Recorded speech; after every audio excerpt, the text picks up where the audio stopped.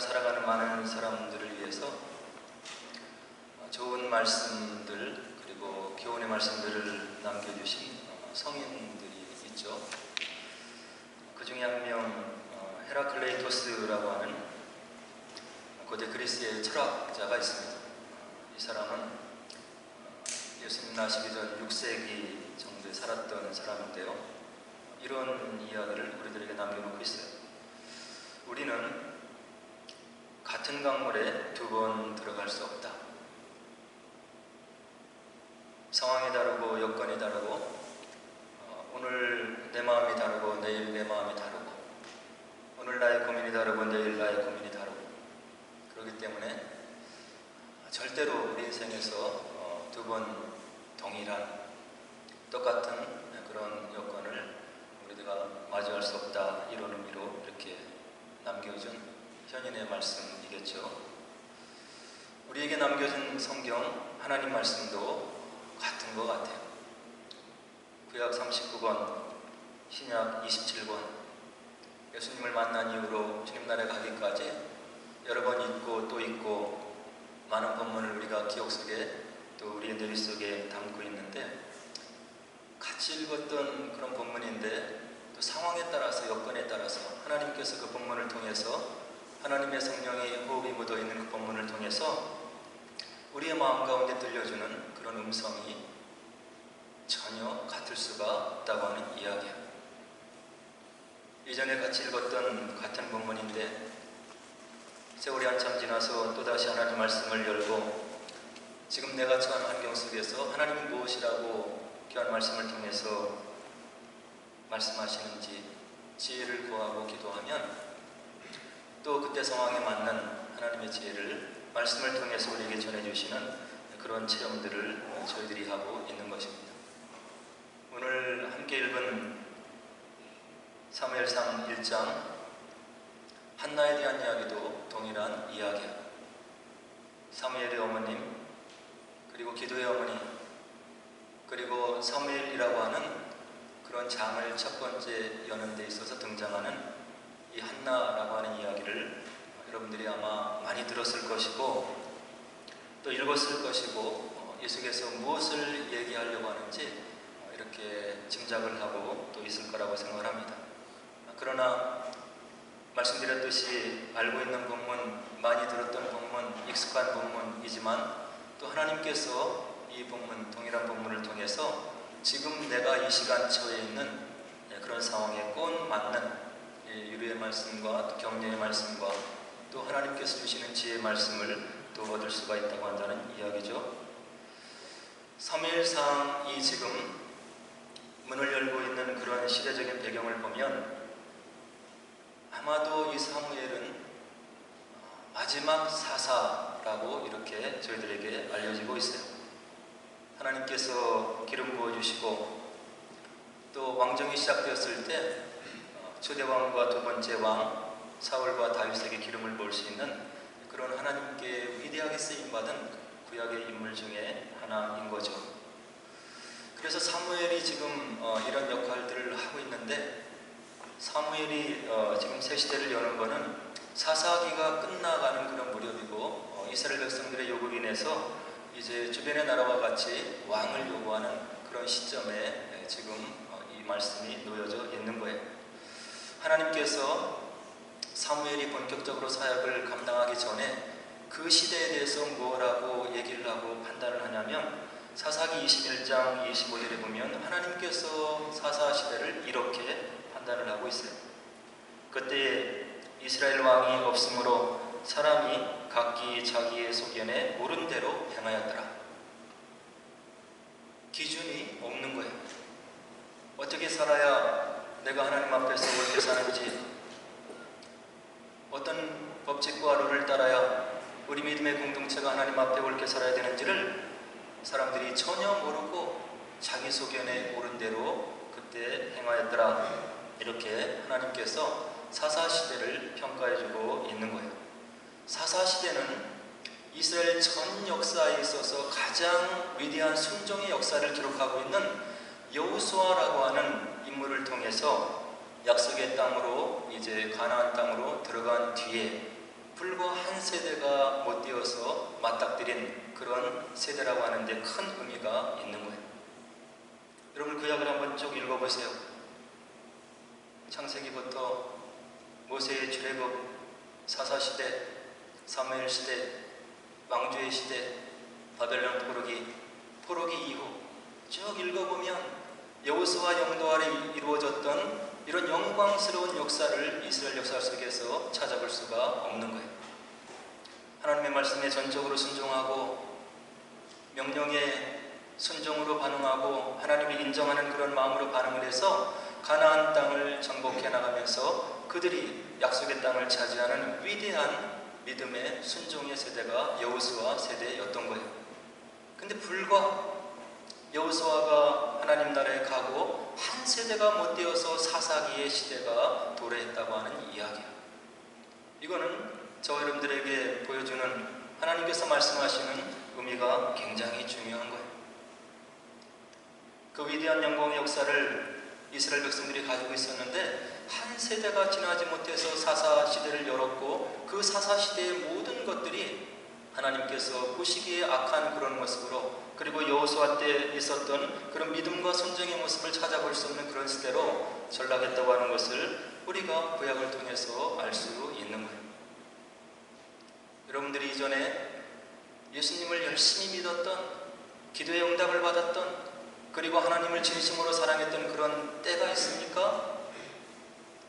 그것은 오래전의 기억이고 지금은 나이가 하나님 앞에 서는 것이, 예배를 드리는 것이 마지못해 드리는 것이고 종교적인 행사에 따라 드리는 것이고 한다고 한다면 이거는 커다란 문제가 있는 거예요. 또 여러분들의 부모님 세대에서 부모님들이 교회에 충성하고 예수님을 사랑하고 그리고 예배를 열심으로 드리는 그런 추억을, 그런 기억을 가지고 있습니까? 그런데 우리를 면면히 살펴보고 돌아보니 그런 믿음의 모습이 우리에서 찾아볼 수 없다고 한다면 이것은 위기의 시대라고 하는 것을 우리가 오늘 본문을 통해서 진단을 해야 된다고 하는 이야기. 우리가 오늘 이 시간 하나님 앞에 다시금 바로 세움받지 못하고 말씀 앞에 내가 견고히 서지 못하고 성령의 인도하심과 지도하심을 받지 못한다고 한다면 이스라엘 역사 가운데 있었던 그런 반역의 역사를 내가 자양할 수 있는 것이고 그리고 이후에 우리들이 갖게 되는 우리 믿음의 2세 후손들에게서 그것을 기대할 수 없다고 한다는 이야기야. 이것이 유럽 교회의 현실이고 영국 교회가 지금 맞닥뜨리고 있는 그런 현실임을 우리가 영국 교회가 세락하게 하는 그런 모습을 보고 알 수 있는 거예요. 그때 하나님을 체험한 사람들이 자기 자녀에게 하나님이 누구인지, 예배가 무엇인지, 우리가 어떤 모습으로 살아야 되는지, 하나님의 말씀이 무엇인지를 살아있는 말씀으로 전해주지 않고 교육하지 않고 믿음을 전수하지 않으면 우리도 어느 결에 이런 믿음이 없는 세대로 들어갈 수 있다고 한다는 이야기예요. 오늘 사무엘서를 처음 열면서 한나라고 하는 여인이 등장하고 있습니다. 본문에 함께 읽어서 알고 있듯이 이 한나라고 하는 여인은 남편을 통해서 굉장히 큰 사랑을 받고 있었지만 마음의 아픔이 있는 거예요. 아이를 낳지 못하는 불임의 문제를 가지고 있었어요. 고대 시대에 여인이 결혼을 해서 생활하는데 아이를 낳지 못한다고 하는 것이 무슨 의미인지 저와 여러분들은 잘 알고 있는 거예요. 아이를 낳지 못한다고 하는 이런 한나의 문제, 이것은 사사시대 이후에 믿음의 세대를 일으켜내지 못하는 그런 이스라엘 백성의 상태를 은유적으로 표현해주고 있는 거예요. 하나님이 기뻐하시는 세대를 일으켜 세우지 못하는 그런 사사시대 이후의 세대를 하나님께서 한나라고 하는 여인의 불임의 문제를 가지고 지금 우리들에게 알려주고 있는 거예요. 오늘 본문 2절에 보니까 엘가나라고 하는 한나의 남편이 나오고 있어요. 근데 이 엘가나는 두 부인을 거느렸더라 이렇게 이야기를 하죠. 그의 이름이 한나와 분인나라고 하는 두 아내를 주었어요. 근데 이 엘가나가 본문을 자세히 읽어보니까 어떤 사람이냐면 하나님을 믿고 있는데 정기적으로 하나님께 나아가서 예배하며 제사를 드렸던 그런 마음에 신심이 있는 그런 사람이었음을 우리가 본문을 통해서 확인해 볼 수 있는 거예요. 하나님 앞에 약속한 시간, 하나님 앞에 예배의 의미가 무엇인지, 하나님 앞에 마음을 들여서 하나님을 경배하고 찬양하고 말씀을 듣고 그분의 뜻 가운데 머물러 있기 위해서 예배를 드려나가는 그 예배의 의미가 무엇인지를 이 엘가나는 철저하게 알고 있었다고 하는 이야기입니다. 그래서 삶의 습관이 될 정도로 하나님 앞에 예배하고 야훼 하나님께 제단을 쌓는 그런 일들을 온 가족을 데리고 가서 했던 엘가나의 신앙의 모습을 우리가 볼 수 있는 거예요. 믿음의 습관이 이래서 중요한 거예요. 때로는 교회 나가기 싫고, 때로는 집에 앉아서 그냥 인터넷으로 예배를 드리고 싶고, 그리고 이렇게 편하게 예배를 드리고 싶지만 예배 공동체를 생각하고 주님의 전에 나와서 예배한 시간, 주님과 약속한 시간을 지키려고 하는 그런 마음들, 그런 마음을 가지고 모이는 예배 공동체가 중요하다고 하는 이야기예요. 때로는 그것이 습관적인 것 같고 종교적인 행사에 머물러 있는 것 같고, 그렇지만 어느 결연가 그런 습관적으로 삶 속에 내려앉은 그런 마음, 그런 예배의 습관이 우리의 삶을 좌우할 수 있는 그런 결정적인 순간이 올 수 있다고 한다는 이야기입니다. 저와 여러분들이 그렇게 사랑하는 예수님도 습관을 쫓아 하나님께 기도했더라고 누가복음 22장은 다음과 같이 이야기를 해주고 있습니다. 예수께서 나가사 습관을 따라 감람산에 가시매 제자들도 따라갔더니 그곳에 이르러 그들에게 이르시되 유혹에 빠지지 않게 기도하라 하시고, 예수님께서 습관을 쫓아서 기도하셨다고 복음서는 우리들에게 이야기를 해주고 있는 거예요. 주일 예배를 드리는 시간, 기도하는 시간, 주중에 하나님께 마음을 아뢰는 그런 시간을 정해놓고 기도하는 그런 시간들이 여러분들 삶 속에 있는지를 한번 체크해 봐야 되는 거예요. 습관이 될 정도로 삶에 배워서 이것을 안 하면 다음 것이 진행이 안 되는 그런 정도로 말씀을 사모하고 성령을 사모하고 하나님 앞에서 살아가기 위해서 발버둥을 치는 그런 삶의 모습, 살아있는 생동감 있는 그런 믿음의 모습을 여러분들이 가지고 있어야 여러분들도 사는 것이고 여러분들의 후손도 믿음 안에서 견고하게 살아갈 수 있는 영광의 후손들이 될 수 있다고 한다는 이야기입니다. 사도 바울은 디모데전서 4장 8절에서 뭐라고 얘기냐면 경건은 범사에 유익하니 금생과 내생의 약속이 있느니라. 경건의 연습은 범사에 유익하다고 사도 바울이 이야기를 해주고 있는 겁니다.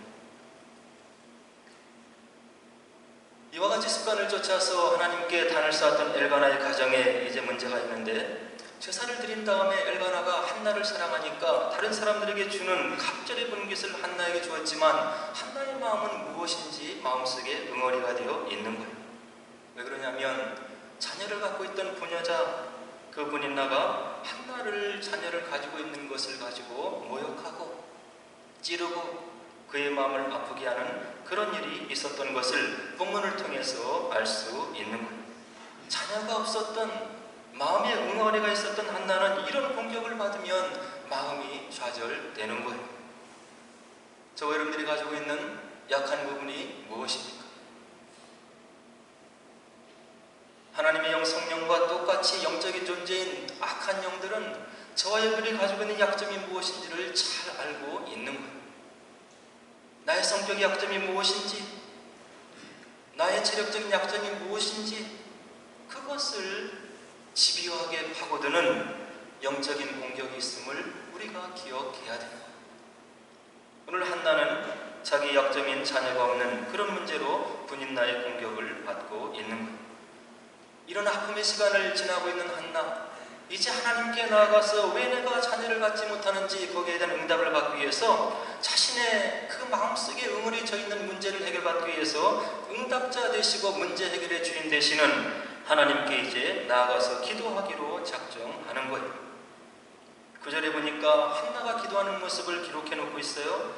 한나가 마음이 괴로워서 여호와께 기도하고 통곡하더라. 여러분들 기도가 무엇입니까?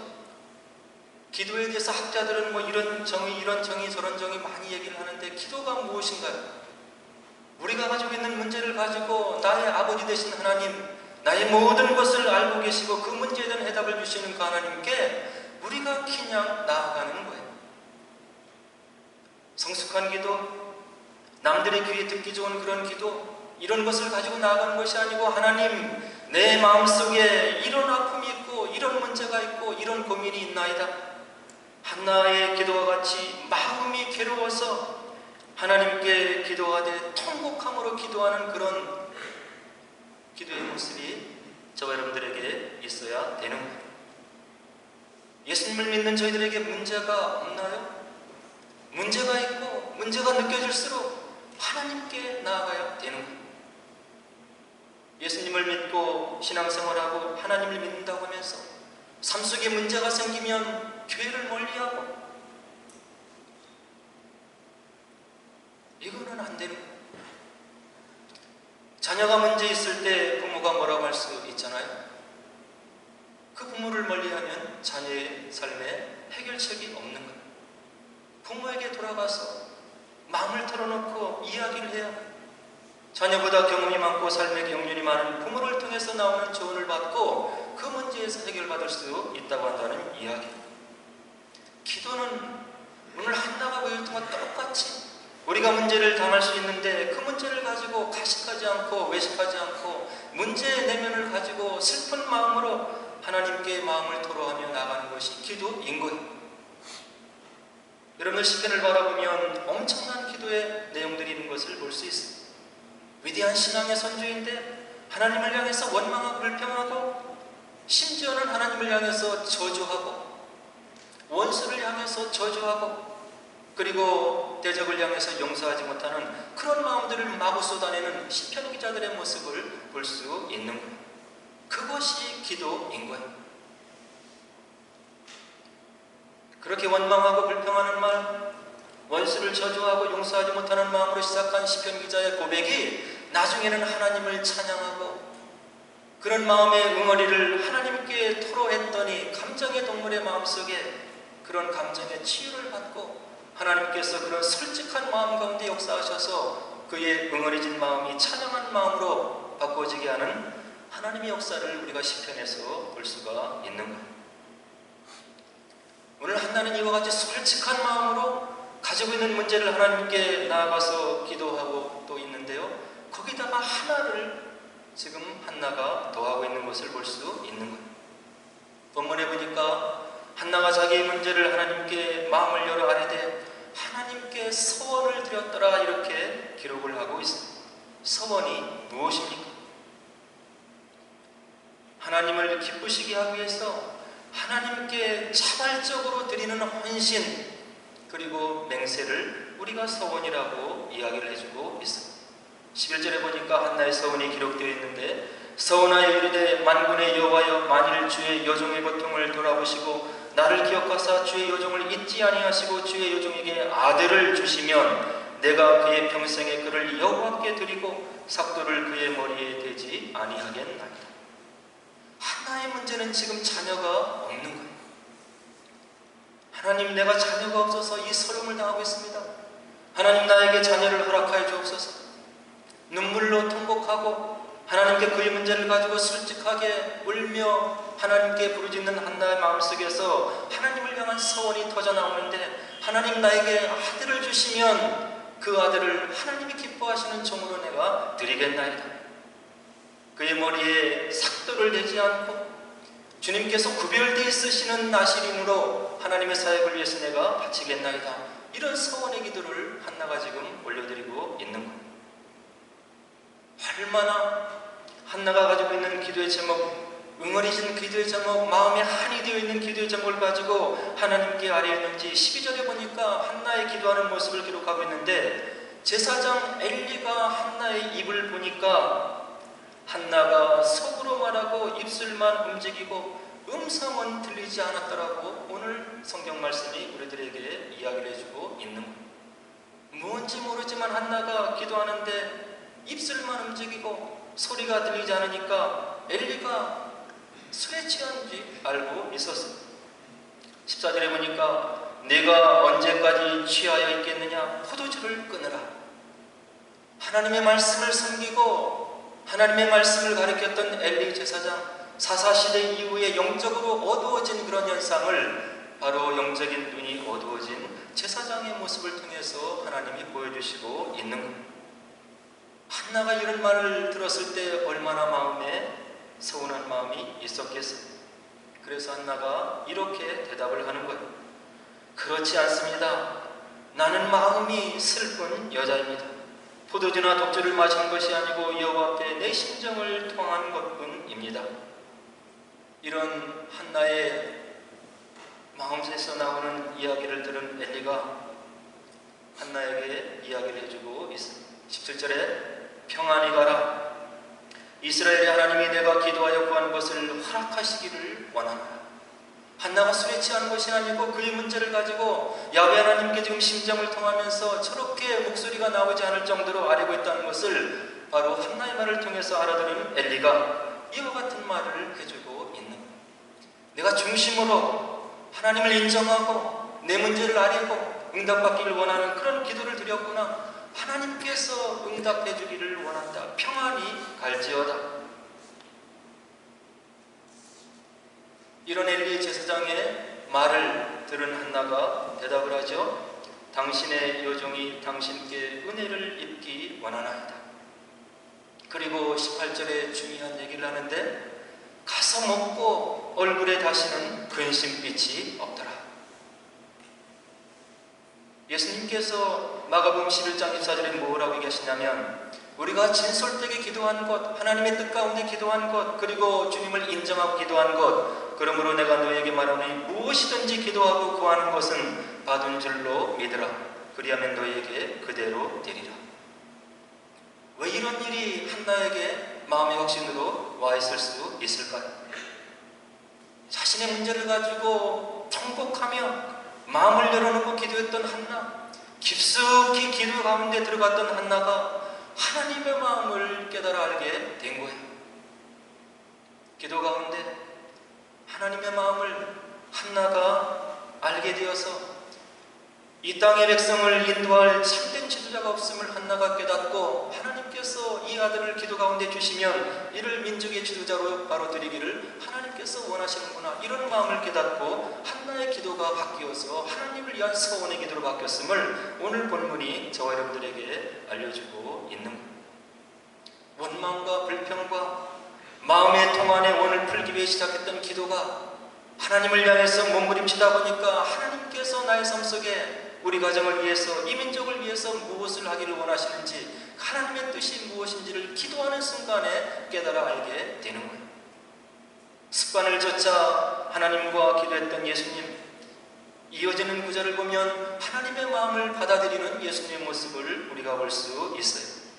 그들을 떠나 돌 던질 만큼 가서 무릎을 꿇고 기도하여 이르시되 아버지여, 만일 아버지의 뜻이거든 이 잔을 내게서 옮기시옵소서. 그러나 내 원대로 마옵시고 아버지의 원대로 되기를 원하나이다.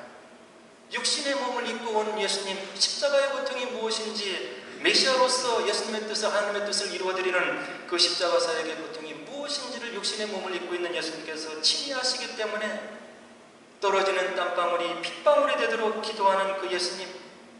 그러나 겟세마네 동산에서 기도가 깊어지니까 피하고 싶은 십자가를 지시겠다고 하는 기도를 올려드리고 있는 거예요. 내 원대로 마옵시고 아버지의 원대로 되기를 원하나이다. 기도가 이런 거예요. 나의 문제를 가지고 원망으로 시작했다가 하나님을 찬양하고 하나님의 뜻을 알게 되고 나의 삶을 향한 주님의 뜻이 무엇인지를 깨닫게 되고 나의 삶 속에 장애물이 무엇인지 깨닫게 되고 나의 인격의 장애가 무엇인지를 깨닫게 되는 것이 기도라고 하는 이야기입니다. 기도로 나가면 하나님을 알게 되고 하나님을 느끼고 발견하면 나의 부족함을 알게 되는 거예요.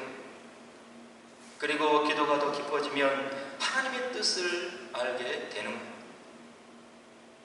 그래서 믿음의 선조 사도 바울은 우리들에게 이런 말씀으로 위로를 해주고 있습니다. 로마서 8장 28절, 우리가 알거니와 하나님을 사랑하는 자 곧 그의 뜻대로 부르심을 입은 자들에게는 모든 것이 합력하여 선을 이루느니라. 하나님의 뜻대로 부름받은 저와 여러분들, 하나님을 인정하고 기도하는 우리에게 일어났던 모든 일들이 합력하여 선을 이루어서 우리의 신앙 여정이 진행될수록 우리의 인격이 더욱더 주님을 닮아가는 그런 보배로운 존재로 빚어나가시는 하나님께서 역사하시는 경륜하시는 그런 삶을 살아갈 수 있다고 사도 바울이 그의 삶을 통해서 우리들에게 이야기를 해주고 있는 거예요. 오늘 한날을 통해서 하나님께서 우리들에게 기도가 무엇인지를 이야기해 주시고 있는 거예요. 하나님께 나아가서 기도한다는 것은 하나님께서 살아계시고 그리고 내가 생각하는 그런 이상으로 모든 것을 주관하시고 나의 삶 속에 하나님의 뜻이 펼쳐지도록 경륜하신다고 하는 것을 인정한다고 하는 믿음의 표시인 거예요. 문제 때문에 원망으로 시작했던 기도가 하나님을 찬양하고 하나님의 뜻을 헤아리 알고 그래서 이 땅의 삶을 좀 더 보배롭고 존귀한 삶을 살아갈 수 있는 그런 저와 여러분들로 만들어주는 그런 도구가 기도라고 하는 이야기예요. 오늘 저와 여러분들에게 기도의 제목으로 놓여있는 그런 일들은 무엇입니까? 문제를 가지고 하나님께 기도의 도구를 사용해서 나가시기를 원하고 기도가 깊어지면 하나님을 위해서 내가 무엇을 할 건지를 서원을 하시고 그 서원을 귀하게 받으시고 우리에게 더 큰 상급으로 함께 하시는 그런 우리의 주님을 체험하셔서 주님을 위한 삶이 무엇인지 기도를 통해서 하나님께서 우리 삶 속에 어떻게 역사하시는지를 느끼셔서 이 땅에 얼마 안 되는 삶을 보배롭고 존귀하고 주님과 동행하는 그런 귀한 삶을 사시는 저 여러분 되기를 주의 이름으로 간절히 축원을 드립니다. 함께 기도하도록 하겠습니다.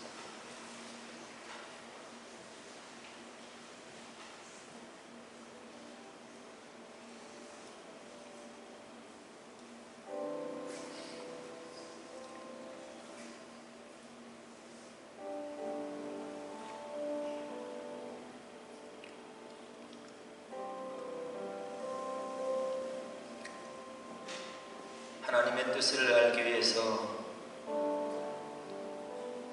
기독교 역사의 수많은 믿음의 성인들은 기도의 시간을 보냈습니다. 묵상하고 금식하고 시간을 정하여서 하나님께 나아가고 주변에 있는 사람들과 나라와 민족을 위해서 이 땅을 회복시키려고 하는 하나님의 원대한 구원사가 이루어지기 위해서 하나님의 마음을 품고 기도했던 많은 기도의 용사들이 있는 것입니다.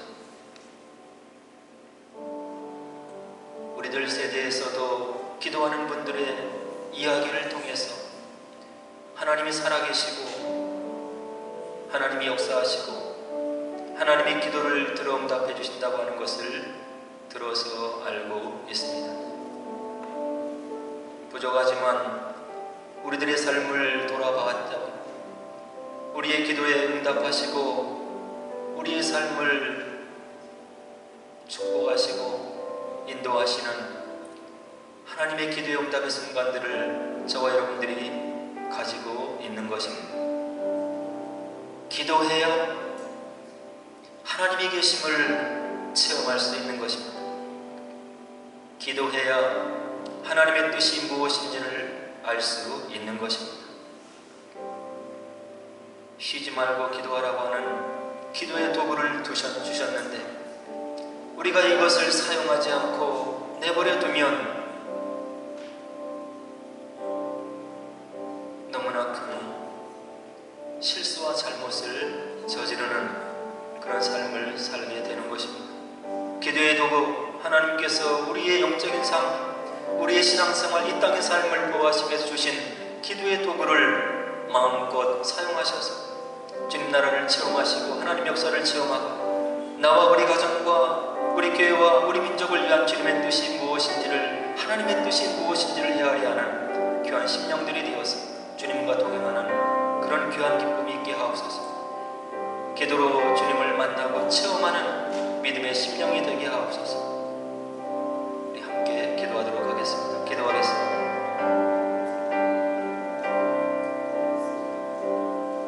하나님 아버지 붙들어 주시기를 원합니다. 저희들 마음속에 여러 가지 일어나는 문제와